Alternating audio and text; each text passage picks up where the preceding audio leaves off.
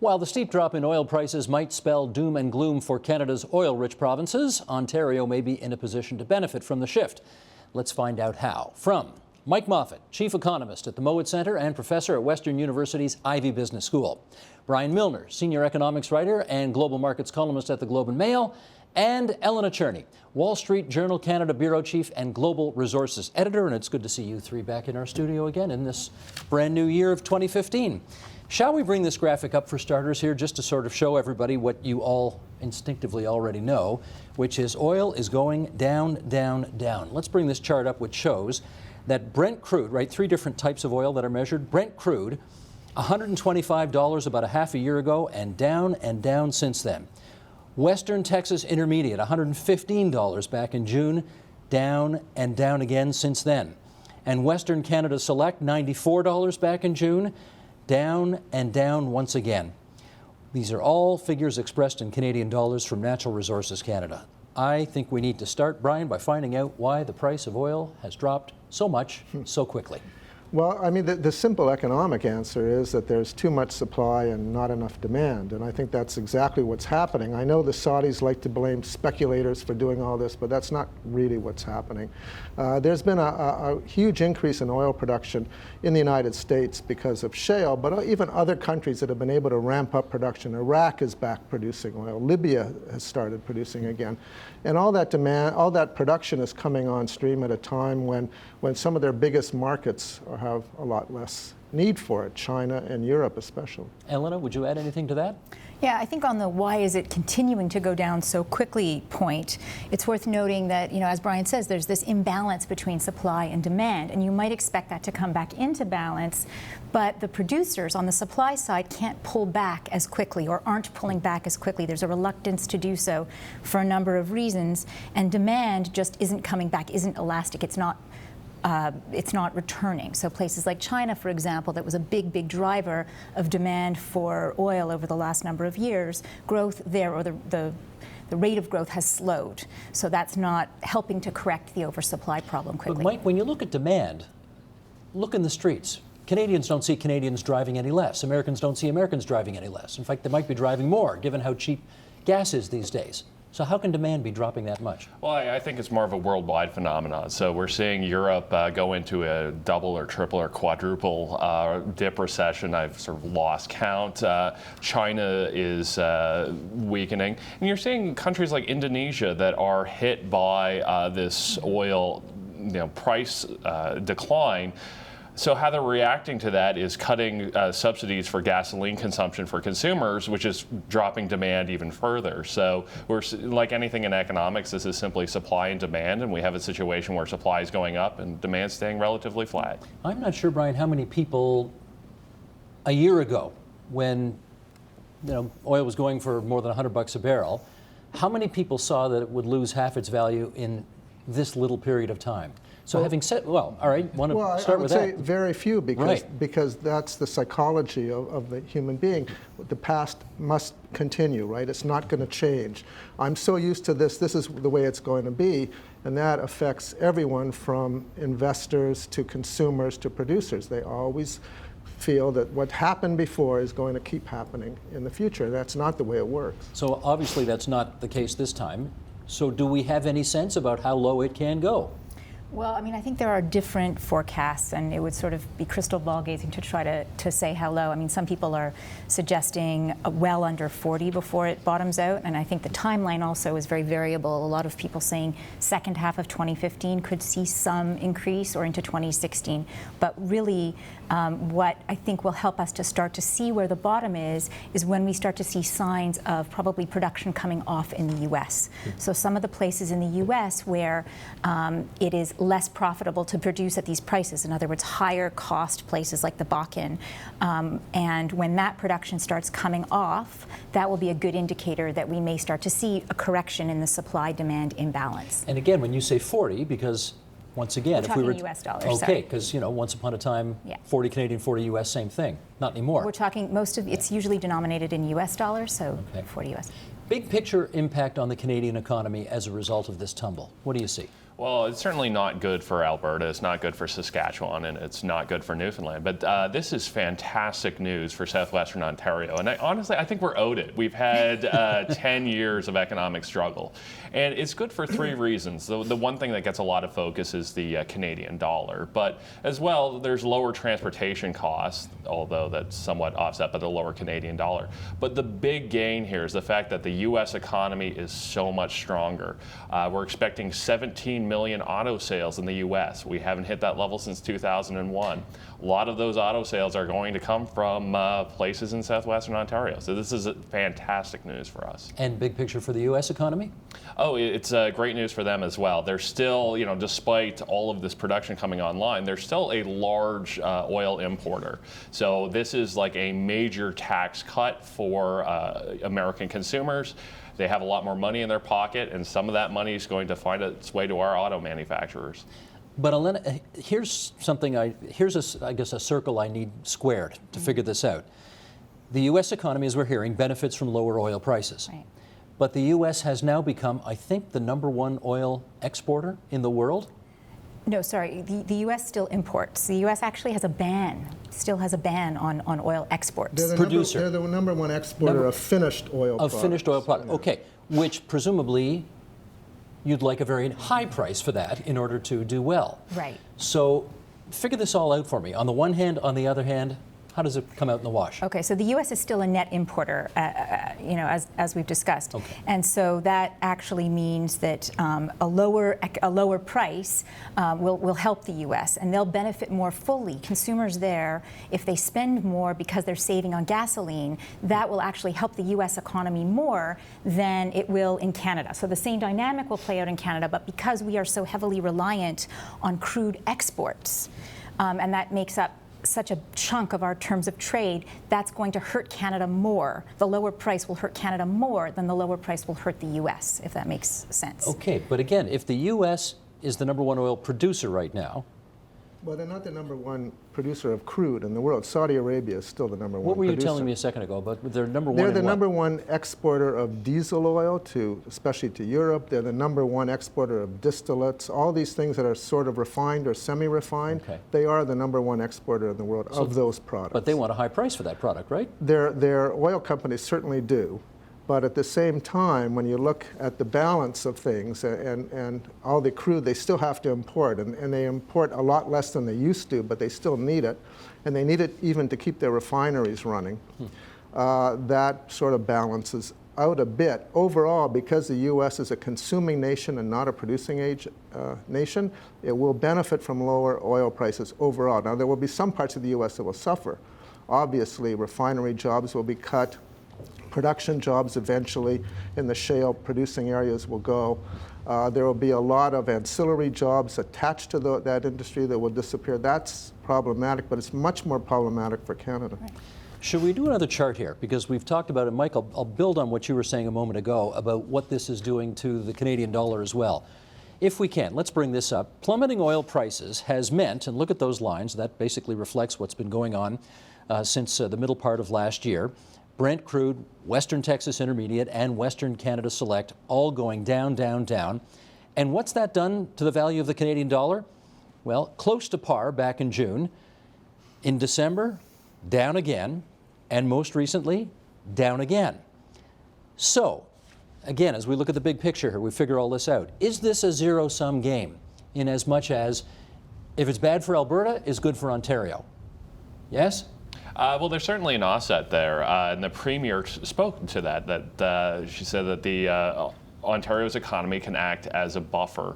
The conventional wisdom is that it hurts Alberta and Newfoundland more than it helps us, but a recent RBC report tried to make the opposing argument that, in fact, again, due to the lower Canadian dollar and the fact that Michigan and Ohio and New York states, which are big, big sources of Ontario's exports, is where our stuff goes, because those economies are going to do so much better with lower oil prices that, in fact, Ontario's gain will be larger than than the offset from other places. So it really depends who you ask. But on a basic level, there is that offset there that Alberta's down and Ontario's up. That's, Ellen, let's follow up on that, because we need to have a better understanding, I think. Not that you didn't give us a good, you gave us a lovely understanding, but let's keep analyzing whether or not Alberta's loss is compensated for, or more than compensated for, by potential gains in Ontario. How does it look to you? Well, I think part of that may depend how long this price route continues, because that will help to determine to what degree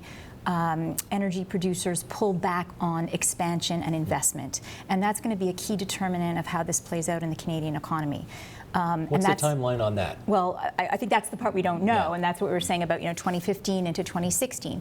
So if prices remain this low for a very long time, like over the next year or into 2016, what we've seen so far in Canada is we've seen some energy producers, some oil producers, predominantly not so much in the oil sands, but more conventional producers, pulling back on expansion. If we continue to see more energy producers pulling back and more investment delayed, including things such as LNG, which is linked to the price of oil. Liquefied natural gas. Right, in BC. If we see those major investments put off, that would have a significant impact, not just on the regions of the country like BC and Alberta, where those investments take place, but also across the country, because the labor force and other kinds of manufacturing spin-offs take place in other provinces as well. But does that matter to the government of Canada if they get less revenue from oil, but more revenue from manufacturing in Ontario? They're not going to be able to replace the lost oil revenue with money from Ontario. It's not going to be strong enough. In fact, they're going to be looking at significant budget problems if this price situation continues much longer. How big a hole do you think? Well, it's going to be a lot bigger. I don't have numbers on it. I don't think anybody does. It could be. I mean, they've already lost billions. Alberta is certainly in a huge hole because of this already. The other thing that the federal government has to deal with is that it'll have less money for transfer payments, it'll have less money for social programs, it'll have tougher time balancing the budget, which they promised to do. All those things become more difficult. The national unemployment rate will go up because more people in that sector will lose their jobs than will ever gain it in manufacturing. We're not going to see a huge surge in manufacturing investment. That era is over. You'd have to have the dollar down very low for a very long period before multinational companies say, oh, let's build another car plant in Ontario. That's not going to happen. When you say down, you mean like mid-60s or something, like it was 25 years ago? Exactly. Even if they had something in the low 70s and that they could guarantee would stay there, they would do it. What you'll see is an increase in manufacturing output that's already there, but there's very little slack in manufacturing because so much production has already been lost. They're not going to be able to make that up. And the tax revenues that the federal government gets from Newfoundland for the offshore stuff, which will shut down fast because they need about $100 a barrel to make any money. Alberta and Saskatchewan, all that revenue is going to be declining precipitously. Sounds in a way, Elena, like we should be cheering for higher oil prices. It's bad for Canada as a whole if they go down too far. But we also have to look at what else happens globally and what the impact would be. And I think the other risk that some people talk about is that, and you might be able to explain this better, but if you have a quick correction, so at a certain point, if producers start to pull back very, very quickly, you could actually have a whiplash. I believe this has happened in the past where the supply comes off very, very suddenly and the reverse trend takes over and prices spike, and that becomes a shock globally. You want to add to that? Well, absolutely. You have seen this in the past, and we would not want to see this again, where we have sort of a 1970s style oil price spike that would slow down a U.S. economy that finally seems to be getting on its feet. So yes, we would certainly like to avoid that. If we've lost, and I think the number's 250, 300,000 manufacturing jobs in the province of Ontario over the past decade, will this combination of cheaper oil and a less dear dollar, how many of those jobs do you think we could get back? I don't think we're getting a lot of them back. I think what this is more going to do is sort of stem the bleeding as far as employment goes. Because companies had to do one of two things to survive, that either they died or went to the US or Mexico or someplace else because they simply couldn't compete. Or they realized that they were going to have to be less labor intensive, really automate their production, go really high tech. The problem is once you do that, you don't really need more people after that point. So we're going to see a number of manufacturing companies do well, but they're not particularly labor intensive. So the people that they'll be hiring is not line workers or people like that, but they'll be in marketing and sales and regulatory compliance. And there's not a ton of jobs there. So if you were hoping that all of this might lead to $35 an hour manufacturing, unionized jobs coming back to the province of Ontario, don't hold your breath? It's not going to happen. Not going to happen. It's not going to happen. You that pessimistic on that as well? Well, absolutely. It's never going to happen until you can unless you can get your manufacturing costs down to the lowest right-to-work states like Tennessee or South Carolina. You can't even compete with Mexico right now, even with this weaker dollar. They're just not going to relocate manufacturing to this province on any large scale. And in any case, those decisions are made years in advance. They're not going to jump on a cyclical thing like what we're seeing now in the oil market. Say, oh wow, the dollar's down, let's jump in. They're just not going to do that. Let's talk Keystone. Does the fact that oil is now trading so low, in effect, obviate the need for the creation of the Keystone pipeline? One interesting thing to keep in mind in that conversation is to think about how the U.S. has behaved in terms of its imports since it started producing all of this shale oil that we could argue is responsible for the supply glut that is now depressing the price of oil. So over the last number of years, the U.S. has basically displaced imports of foreign oil with its own production from almost every oil-producing country except for Canada. Canada is the only supplier to the U.S. of crude who has seen its numbers continue to climb and climb and climb. The U.S. has retooled its refineries, around U.S. Gulf Coast refineries, to handle Canadian heavy oil. There is a very strong argument that the U.S. North America's infrastructure is geared this way, and that the U.S. remains long-term dependent on Canadian crude. They don't say that now. In fact, President Obama says the exact opposite. It's Canada's oil. We're not even going to sell it here. It's coming from Canada down to the south. They're going to send it somewhere else in the world. Well, he sure makes it sound like it doesn't matter to them. His refiners would have a different view. Eleanor's quite right. To get the kind of crude that makes these refineries work, they either need the Canadian product or Venezuelan, and they're not going to go to Venezuela. So they have to have it. They can't turn these refineries around, even to do shale. Most of them aren't equipped to handle that, and it takes an entirely different technology to do it. So when the proposal to build Keystone ends up on President Obama's desk, and when he vetoes it, as he yesterday had his spokesman say he would do, is that a disaster for Canada? Well, it's certainly not a good thing. We need to be able to get our oil to markets in a cost-effective way. So yes, we can do so by rail, but that's far more expensive, and there's supply issues around that as well. So this is certainly not a good thing for Canada, and doubly so, it's not a good thing for Alberta. We need to get some of these pipelines built, and so far we haven't been able to do so. You need to get some of these pipelines built, but do you want to make the environmental argument that if we can wean ourselves off this stuff, in part by not building pipelines and facilitating its use in our economy, that's better? You're not making that argument, are you?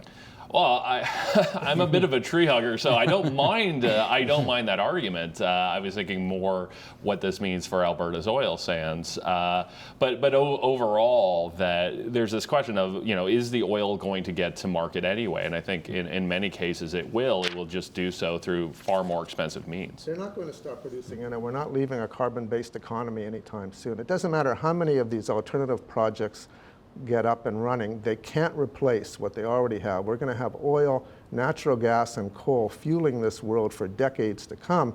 And that's why the pipelines are important, not because oil is weak now, we should suddenly abandon this idea. We have to look 10, 20, 30 years out. Alberta is still going to produce that crude. It has to go somewhere, and you have to have a 21st century means of transporting it to make it efficient. You say Alberta's still going to do that. At $50 a barrel, they're not going to be doing it, are they? There's going to be a lot lower investment, but the production is going to stay relatively high as long as they can manage it, because they're still getting some value out of it. They're not going to mothball these things. They are going to mothball stuff that's on the drawing boards because they can delay that.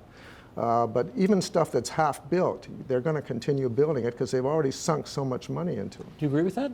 Yeah, I think that's makes a lot of sense. And that's what we're seeing, in fact, as we see the CapEx budgets of the various players coming out, their plans, their spending plans for 2015. We've seen a couple of big players signal that they're going ahead with boosted capacity.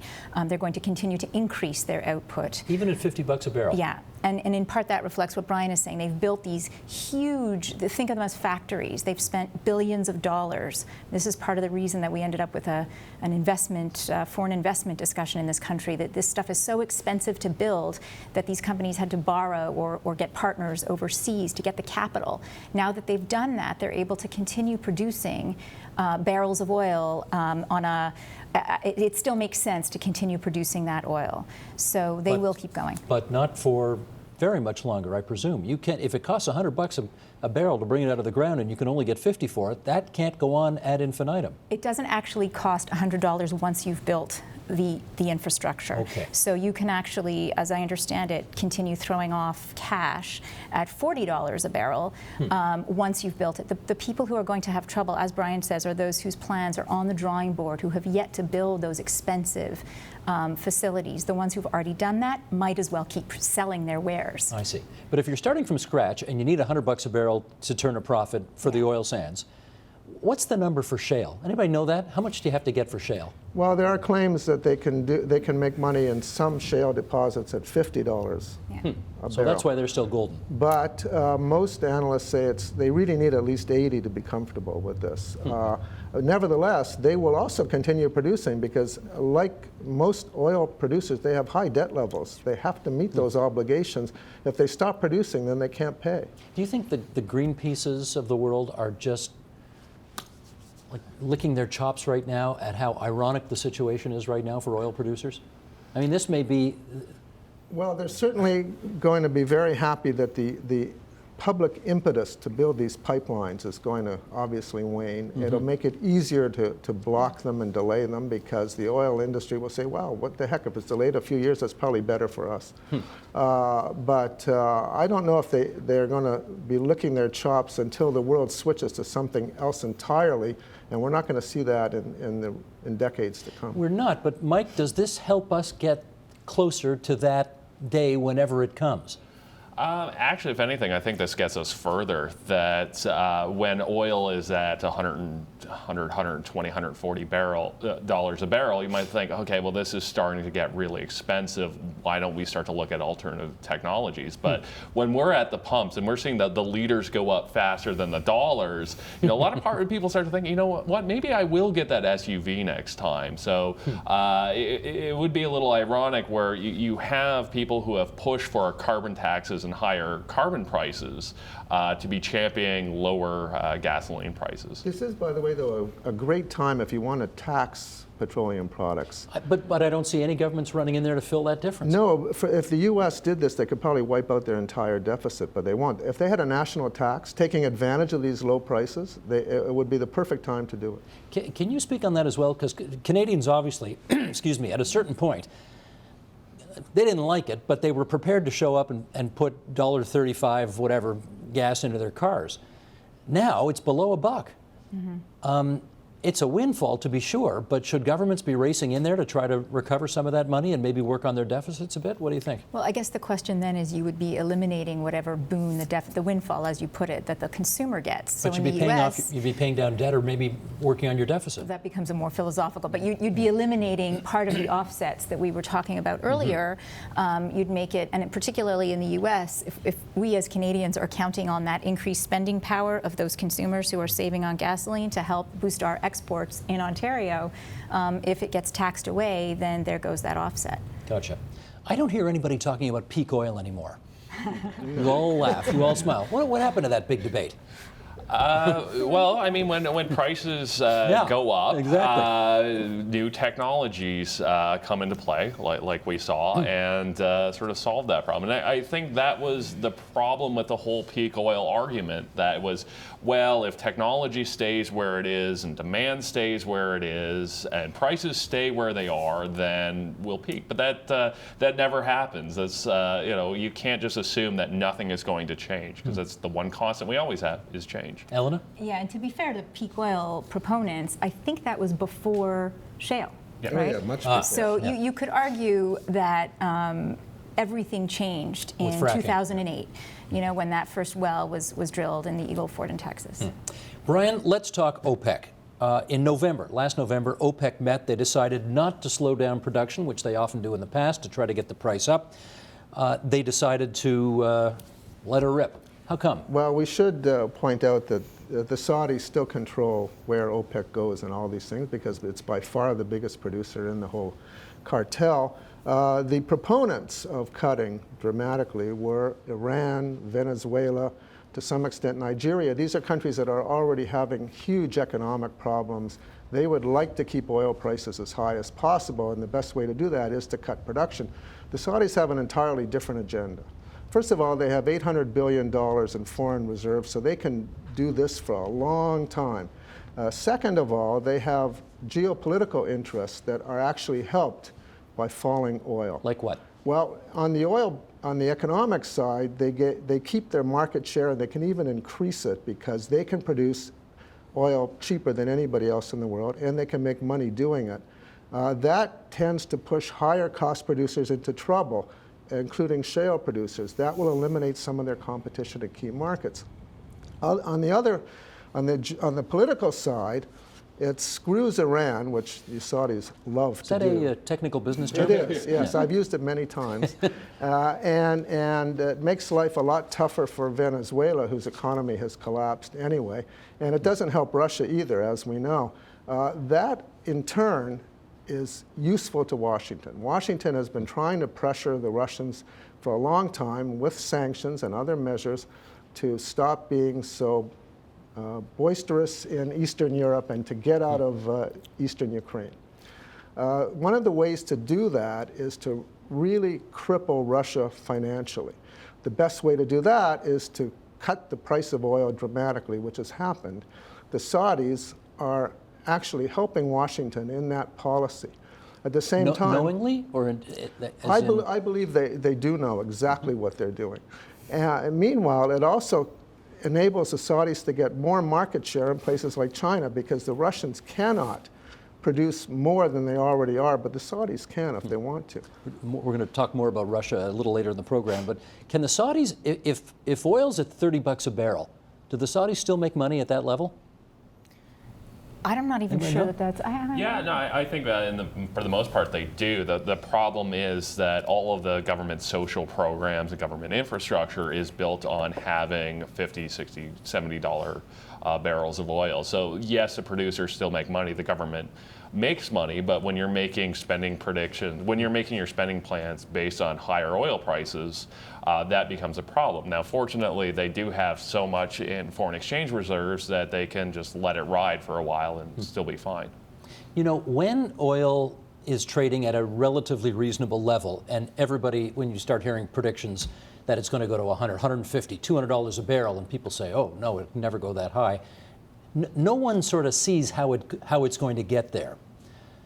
Again, if we try to look forward, can anybody conceive of what set of circumstances would have to happen in order for it to march back up over $100 a barrel? Elena?